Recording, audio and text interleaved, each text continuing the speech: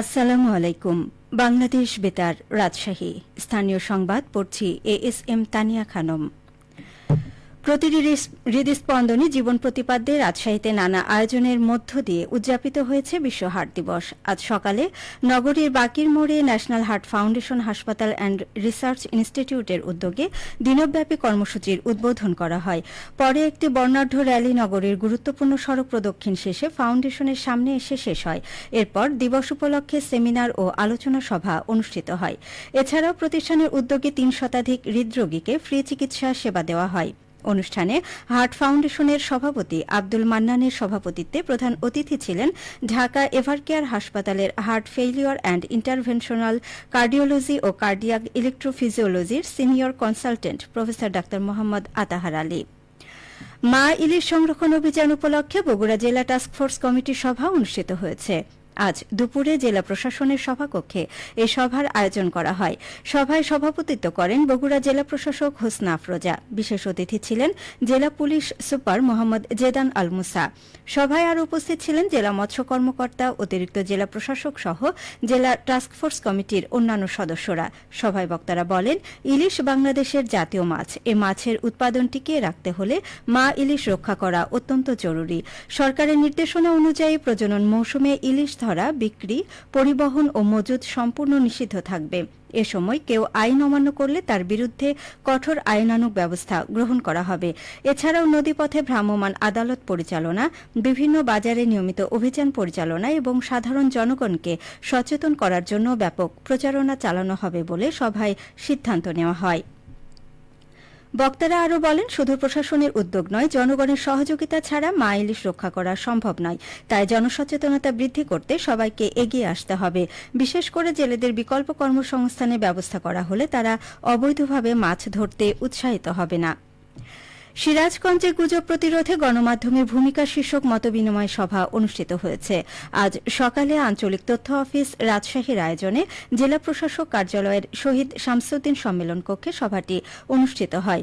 মতবিনিময় সভায় প্রধান অতিথি হিসেবে উপস্থিত ছিলেন সিরাজগঞ্জের জেলা প্রশাসক মোহাম্মদ নজরুল ইসলাম। তিনি বলেন, বর্তমানে সামাজিক যোগাযোগ মাধ্যমে বিভিন্ন মিডিয়ার নাম পরিবর্তন করে গুজব ছড়ানো হয়, যা দেখে অনেকেই বিভ্রান্ত হন।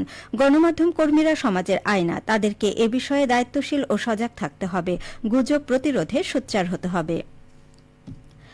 নওগাঁ জেলা পরিষদের উদ্যোগে মেধাবী শিক্ষার্থীদের মাঝে শিক্ষা উপবৃত্তি প্রদান করা হয়েছে। আজ দুপুরে জেলা পরিষদ হলরুমে অনুষ্ঠানে প্রধান অতিথি ছিলেন জেলা প্রশাসক মোহাম্মদ আব্দুল আওয়ালের প্রতিনিধি হিসেবে শিক্ষার্থীদের হাতে নগদ টাকা তুলে দেন অতিরিক্ত জেলা প্রশাসক জান্নাত আরা তিথি। সভাপতিত্ব করেন জেলা পরিষদের নির্বাহী প্রধান এস.এম. জাকির হোসেন। অনুষ্ঠানে নওগাঁ জেলার এইচএসসি ও সমমানের পরীক্ষায় ভালো ফলাফলকারী মোট 267 জন শিক্ষার্থীর প্রত্যেককে 10,000 টাকা করে মোট 26,70,000 টাকা প্রদান করা হয়। রাজশাহীর বরেন্দ্র অঞ্চলে উন্নত জাতের ফুলকপি চাষ জনপ্রিয় হয়ে উঠছে। মৌসুমী ফুলকপি চাষের বাইরে গ্রীষ্মকালে কৃষকরা ফুলকপি চাষ করে প্রচুর লাভবান হচ্ছেন। এতে তাদের আয় বৃদ্ধি ও জীবনযাত্রার মান উন্নত হচ্ছে। ফুলকপি শীতকালীন সবজি হিসেবে পরিচিত হলেও গ্রীষ্মকালেও সফলভাবে চাষ করা হচ্ছে। বিশেষ করে দুর্গাপুর, গোদাগাড়ী, পবা ও পুঠিয়া উপজেলায় এটি চাষ করা হচ্ছে। বাজারে চাহিদা বৃদ্ধি ও অসময়ে উৎপাদনে ভালো লাভ হয়, এ পরিবর্তন দেখা যাচ্ছে। কৃষি উপসহকারী কর্মকর্তা অতনু সরকার বলেন, গ্রীষ্মকালীন সবজি চাষের প্রতি কৃষকের আগ্রহ বেশি দেখা যাচ্ছে। কৃষি সম্প্রসারণ বিভাগ কৃষকদের সর্বাধিক মুনাফা অর্জনে সহায়তা করার জন্য প্রযুক্তিগত সহায়তা দিচ্ছে।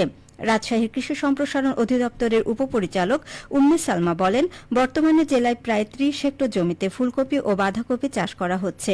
কৃষকরা উন্নত উচ্চফলনশীল জাতের দিকে ঝুঁকেছেন। এতে ভালো দাম পাওয়া যায়। অনেকে এখন কেবল শীতকালেই নয়, গ্রীষ্মকালেও ফুলকপি চাষ করছেন, যার ফলে তাদের লাভ অনেক বেশি হচ্ছে। একটি ঘোষণা, আগামী 1 অক্টোবর বুধবার থেকে আঞ্চলিক বার্তা সংস্থা বাংলাদেশ বেতার রাজশাহীর স্থানীয় ইংরেজি সংবাদ সন্ধ্যে 5:45 পরিবর্তে 6:05 প্রচারিত হবে। সবশেষে আবহাওয়া। আজ রাজশাহীতে সর্বোচ্চ তাপমাত্রা ছিল 35.8 ডিগ্রি এবং সর্বনিম্ন 26.5 ডিগ্রি সেলসিয়াস। বিকেল 3টায় বাতাসে আপেক্ষিক আর্দ্রতার পরিমাণ ছিল 68%। রাজশাহী ও পার্শ্ববর্তী এলাকায় আজ সূর্যাস্ত সন্ধ্যে 5:54। সংবাদ শেষ হল। আমাদের পরবর্তী স্থানে ইংরেজি সংবাদ সন্ধ্যে 5:45।